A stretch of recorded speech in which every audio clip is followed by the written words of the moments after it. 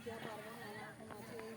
বিশেষ করে পাহাড়ে যেমন পাহাড়কে বলা হয় গুরুবঙ্গা করা হয়, কারামবঙ্গা করা হয় এবং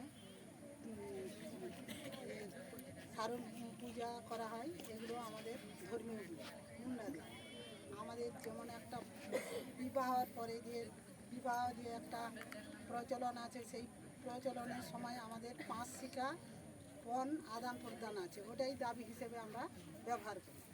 এবং বাচ্চা হওয়ার পর যে অনেকে হয়তো কী বলে একুশা, যেটা বাঙালিরা বলে, সেটা আমাদের মুন্ডাতে ওটা কী বলা হয়, ওটা নাড়তা ঘর। ওই সময় নখ টক কেটে দিয়ে কাপড় টাপড় শুদ্ধ করা হয়। তারপরে 3 বছর বয়সে তাদের একটা জাতিতে তোলার নিয়ম আছে, তাদের কান ফুরানো হয়। কান ফুরানোর পরে কান ফুটো করে তারপরে বিবাহ আমাদের যেটা বিবাহ হয় ওই পণ আনা হয় 5 দিন বা 8 দিন বা 15 দিন আগে পণ এনে তারপরে যেভাবে বিবাহ করা হয়, মানে আমাদের বাহান দিয়ে বিবাহ হয়। তো আমাদের মুন্ডার ব্রাহ্মণ আছে, তাই দিয়ে পুজো টুজো করে যেমন বিবাহ নিয়ম সেইগুলো করা হয়।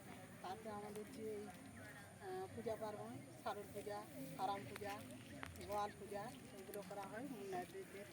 শারদ পূজাটা হয় যখন আমাদের গাছে আম কোনো পাতা নতুন গজায়, শাল পাতা, বিশেষ করে শাল পাতা এবং আম দিয়ে শাল ফুল দিয়ে পুজো করা হয় এবং আমাদের শারদ পূজা করা হয়।